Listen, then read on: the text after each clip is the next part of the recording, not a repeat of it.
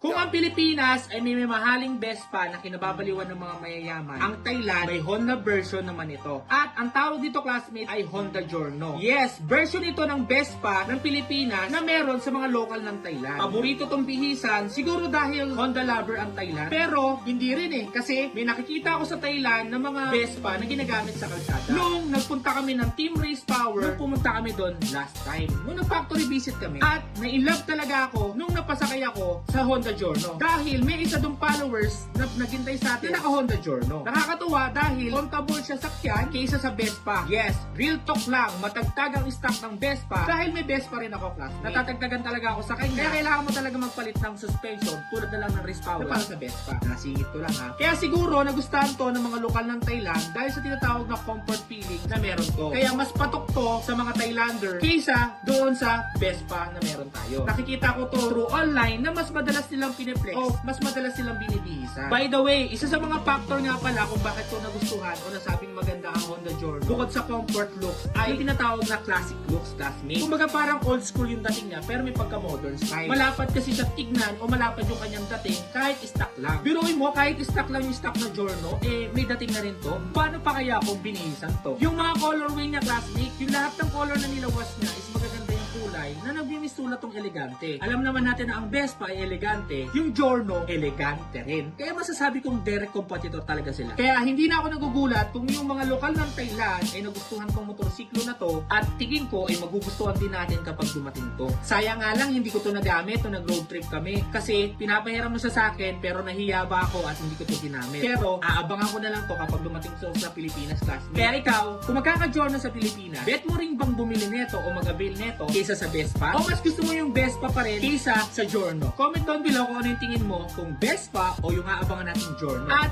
kung darating to sa Pilipinas, classmate, for sure, papalitan ko kagad yung suspension neto dahil nakikita ko sa kanya na babagay yung race power na Artec yung nasa ilalim yung baso, classmate. Tingin ko kasi bagay sa mga classic look yung mga nasa ilalim yung baso. Kaya automatic, napapalitan ko to kapag dumating to sa Pilipinas. Comment down below kung tingin nyo tama yung suggestion ko o bet din yung magka-Giorno sa Pilipinas. Salamat! Premium na suspension, race power mo na yan!